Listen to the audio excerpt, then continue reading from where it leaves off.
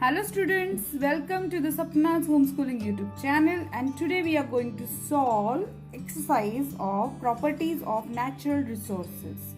तर आज आपण तुमच्या स्टँडर्ड 7 जनरल सायन्स स्टँडर्ड 7 या पुस्तकातला जो तिसरा धडा आहे आणि तो आहे प्रॉपर्टीज ऑफ नॅचरल रिसोर्सेस.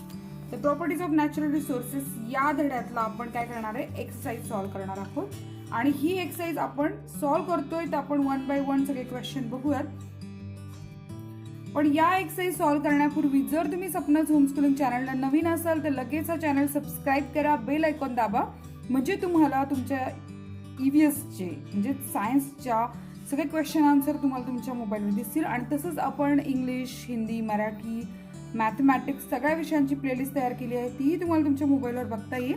आणि मी आहे सपना टीचर, मी पुणे डिस्ट्रिक्टमधनं तुमच्याशी बोलतीये. तुम्ही कोणकोणत्या जिल्ह्यातनं डिस्ट्रिक्टमधनं माझे व्हिडिओ बघता मला नक्की सांगाल.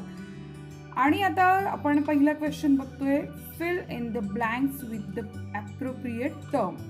तर ॲप्रोप्रिएट टर्म म्हणजे काय की फिल इन द ब्लँक्स भरायचे आहेत, पण आपल्याला ह्या टर्म्स आहेत, temperature, volume, mass density, humidity, acidic wet, neutral, shape, terms आपल्याला योग्य जागी भरायच्या आहेत. आपण आता त्या भरूयात. पहिला आहे, the capacity of air to hold moisture depends upon humidity of air. तर ह्युमिडिटी हे फर्स्ट फिल इन द ब्लँकचा आन्सर आहे. सेकंड आहे, water does not have a shape but has a definite density and मास.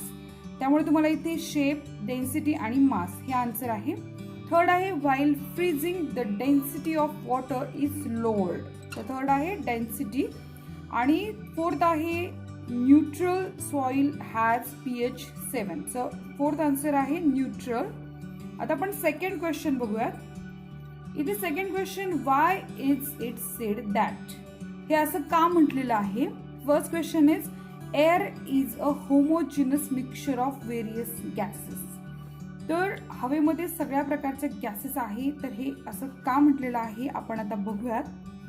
याचा answer घ्या लिहून. There are many constituent gases in the air. They are in the form of mixture. The separate existence of each gas is not felt. The individual gases cannot be separated easily. Therefore, the air is said to be the homogeneous mixture. या प्रश्नाचं उत्तर असं आहे की हवेमध्ये वेगवेगळे gases आहेत आणि ते गॅसेस कसे आहेत, असे एकटे एकटे सेपरेट फॉर्ममध्ये नाही आहेत, तर ते सगळे मिक्सचर आहेत. त्यांना वेगळं जरी करायचं म्हटलं तरी इतकं सोपं काम नाही आहे की individual cannot be separated easily, इतकं सोपं नाही आहे. त्याच्यामुळे असं म्हटलं जातं की हवा जी आहे ती वेगवेगळ्या गॅसेसनी बनलेली आहे. सेकंड क्वेश्चन आहे, water is a universal solvent. तर पाण्याला युनिव्हर्सल सॉल्व्हंट का म्हटल्याचा आन्सर घ्या. Many substances easily dissolve in water. Therefore, water is said to be the universal solvent. पाण्याला वैश्विक द्रावण का म्हटलेलं आहे. वैश्विक द्रावण म्हणजे की पाण्यामध्ये सगळं मिक्स होतं. बरेचसे पदार्थ असे की जे पाण्यात सहज विरघळले जातात, म्हणून पाण्याला काय म्हणतात, वॉटर इज युनिव्हर्सल सॉल्व्हंट. आता तिसरा प्रश्न आहे, there is no alternative to water for cleaning purposes. याचा अर्थ काय होते बघा आधी प्रश्नाचा, की पाणी जे आहे म्हणजे स्वच्छतेसाठी पाण्याशिवाय दुसरा पर्यायच नाही आपल्याकडे.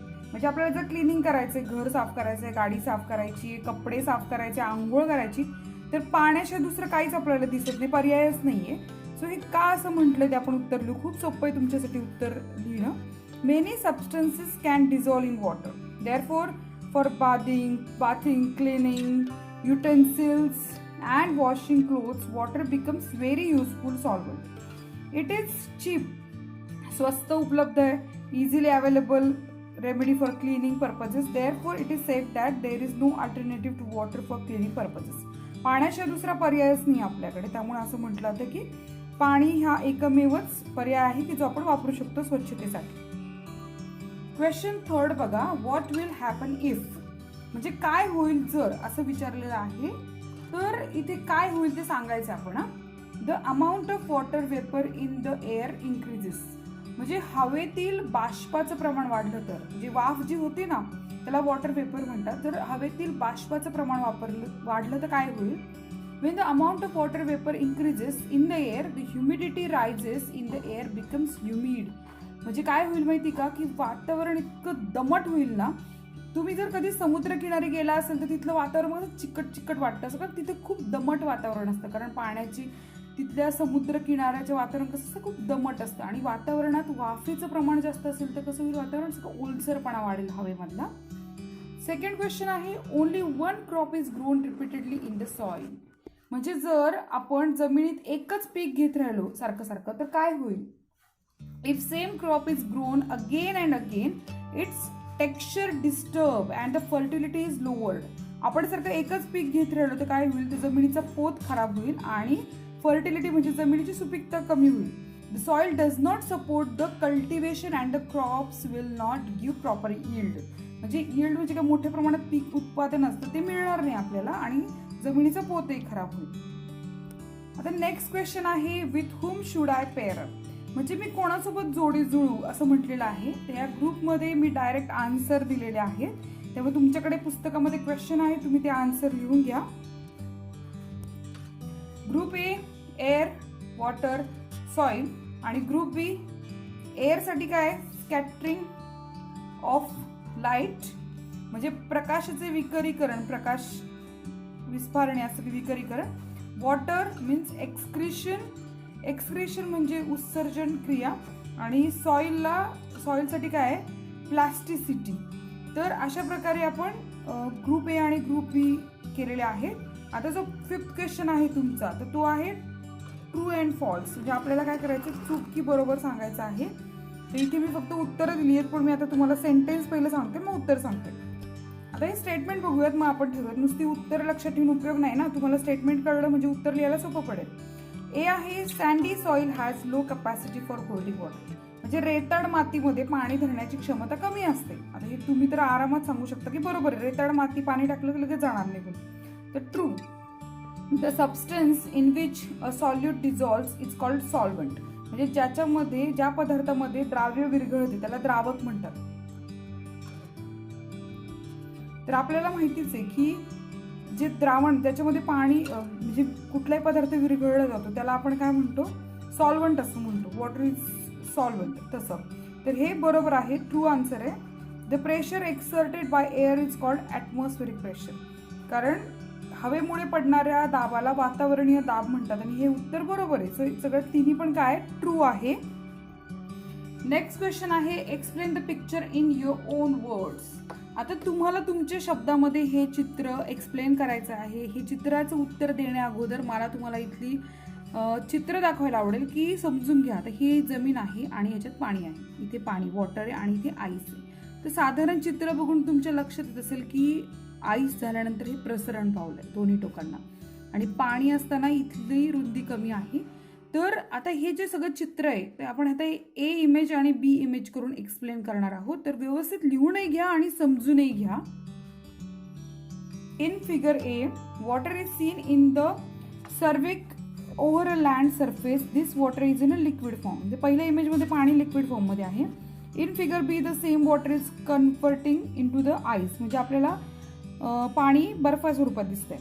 As the temperature is decreasing the water is freezing. आणि जसं तापमान खाली जातं तसं काय होतं, पाण्याचं बर्फात रूपांतर होतं. Since there is formation of ice that means the temperature is less. ज्या अर्थी पाण्याचा बर्फ झाला त्या अर्थी तापमान कसं कमी आहे. Than 4 degree Celsius. म्हणजे 4 डिग्री सेल्सिअस पेक्षा जर तापमान कमी झालं तर बर्फ तयार होते. तुम्हाला माहिती आहे, माहित नसेल तर माहिती करून घ्या. The water whose temperature is less than 4 degrees Celsius become less dense but its volume increases. आणि 6th आहे, the water starts expanding which is shown by arrows in figure B. आपण फिगर बी बघितली होती की त्याचे arrow दोन्ही बाजूला ते पाणी बर्फ आता कसा एक्सपांड झालाय. Due to anomalous expansion of water, the surface in figure B now looks bigger than surface in figure A. तर आपण पाहिलं होतं की दोन्ही फिगरमध्ये पाणी आणि बर्फाच्या मध्ये आकारामधला जो बदल झालेला आहे तो आपण ऑब्झर्व केला होता. तर इतकं उत्तर आपल्याला पुरेसं आहे. याच्यापेक्षाही तुम्हाला जास्त लिहायचं असेल तर तुम्ही लिहू शकता. नेक्स्ट क्वेश्चन आहे, write answers to the following questions in your own words. सगळ्यात महत्त्वाचं म्हणजे ओन वर्ड्समध्ये आपल्याला स्वतःच्या शब्दांमध्ये आपल्याला उत्तरं लिहायची आहे सगळ्या प्रश्नांची. तर सगळ्यात पहिला प्रश्न आहे, how is light scattered by air. म्हणजे हवेमुळे प्रकाश कसा पांगला जातो किंवा विकीकरण कसं होतं हे प्रकाशाचं, हे आपण आता उत्तर लिहायचंय. आन्सर लिहून घ्या. Air consist of mixture of very fine particles of some gases, dust, smoke and moisture. When the light falls on the minute particle present in the air, these particles spread the light in all the direction. तुम्ही जर कधी उन्हाचा कवडसा पाहिला असेल तर त्याच्यामध्ये तुम्हाला असे कण दिसतात तरंगताना. हे सगळे कण काय करतात, प्रकाशाला इतर दिशेमध्ये फेकण्यास मदत करतात. And this is called the scattering of the light. आता सेकंड क्वेश्चन बघूयात आपण. Explain the various properties of water. पाण्याचे आपल्याला काय करायचे, पाण्याच्या आपल्याला विविध गुणधर्म सांगायचे पाण्याचे. First, fluidity. फ्लुइडिटी म्हणजे काय, water has a property of fluidity due to which it can flow water therefore use for transport and for generation of electricity. म्हणजे पाण्याला कसं आहे, प्रवाह आहे, त्याच्यामुळे आपल्याला ट्रान्सपोर्ट पण करता येतं पाण्यातनं, प्रवाही प्राणी असल्यामुळे, आणि इलेक्ट्रिसिटी प्रोड्यूस करायला पण उपयोग होतो. सेकंड आहे coolant. It can cool the heated equipments. Third आहे universal solvent. Almost all the thing dissolve in water and hence it is called universal solvent. असे 3 मी लिहिलेले आहेत. तुम्ही अजूनही प्रॉपर्टीज त्यात लिहू शकता तुमच्या मनानं. आपला थर्ड क्वेश्चन म्हणजे सी आहे, Y is the density of sea water more than that of rain water. म्हणजे काय, Y is the density of sea water more than that of rain water. म्हणजे जे रेन वॉटर असतं पावसाच्या पाण्यापेक्षा C वॉटरची density का जास्त असते. आन्सर घ्या. There are many dissolved salts in the sea water, therefore the density of sea water more than the rain water. पाणी कसं असतं, खारं पाणी असतं, खाऱ्या पाण्याची घनता जास्त असते पावसाच्या पाण्यापेक्षा. डी आहे, what is the importance of good soil structure. चांगली माती असण्याचं काय महत्व आहे, तर तुम्हाला ते चांगलंच माहिती असणार आहे, पण आपण आता ते उत्तर लिहूयात आपल्या शब्दात. Good soil structure result in good fertility of soil. चांगली माती असेल तर काय होतं, जमिनीची काय असते, उत्पादन क्षमताही चांगली असते. When soil is of good quality the roots get sufficient supply of oxygen. म्हणजे मुळांना जे आपण पेरतो जमिनीत त्यांना पण ऑक्सिजन चांगलं मिळतं. In such soil the water drainage is good. आणि पाणी पण त्याच्यामध्ये चांगलं मुरतं जमिनीत. The plants grow well in such soil. आणि अशा जमिनीमध्ये पीक किंवा प्लांट्स चांगलेच तयार होतात. नेक्स्ट क्वेश्चन आहे, what are the various uses of soil. आता मातीचे आपल्याला काय करायचे उपयोग सांगायचे आहे. Plant conservation. सगळ्यात पहिलं काय आहे, plant conservation. Soil helps plant to grow. Second आहे water conservation. Soil has water holding capacity, therefore water is available to us and throughout the year. Third आहे plasticity. Plasticity is the property due to which soil can be given any required shape. Therefore, various articles are made from soil. They are baked and make hard for longer use. Example, storage earthen pots, earthen lamps. थोडक्यात म्हणजे जमिनी चांगली माती असेल तर वनस्पती चांगल्या येतात. वॉटर कॉन्झर्वेशन म्हणजे चांगल्या मातीमध्ये पाणी पण चांगलं साठवलं जातं. आणि तिसरं आहे प्लास्टिसिटी, म्हणजे मातीला एक प्रकारे ताण असतो. आता जसं मडकं बनवतो कुंभार किंवा त्याच्यापासून वेगवेगळ्या चांगल्या चांगल्या वस्तू तयार केल्या जातात आणि मातीला भाजता येतं आणि ती टिकते पण. हे महत्त्वाचे विशेष म्हणजे युजेस आहे सॉइलचे. नेक्स्ट क्वेश्चन आपण बघतोय, what is the need and importance of good soil testing from the point of view of farmer. म्हणजे तुम्हाला माहिती आहे का की मृदा म्हणजे माती, मृदा परीक्षण केलं जातं आणि ते शेतकऱ्यांच्या दृष्टीनं का गरजेचं आहे. The farmers wants a good produce from his crop. कोणत्या पण शेतकऱ्याला वाटतं ना की आपल्याला चांगलं पीक निघालं पाहिजे. By testing the soil he understands the constituents of soil in his farm. म्हणजे आपल्या मातीमध्ये कोणकोणते घटक कमी आहेत, जास्ती आहेत, बरोबर आहे, हे एकदा कळालं आणि मग माती परीक्षण ही शेतकऱ्याच्यासाठी खूप मोठी गोष्ट आहे, ज्याच्यामुळे त्याला कोणतं पीक त्या जमिनीत घेतलं पाहिजे आणि कसं काय उत्पादन चांगलं होईल हे समजतं.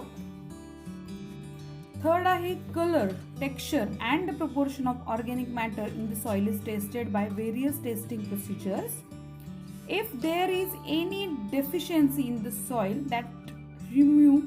that in also found of measures to be taken to remove deficiency are also suggested, and the pH and the electrical conductivity test are particularly useful in understanding the characteristics of soil.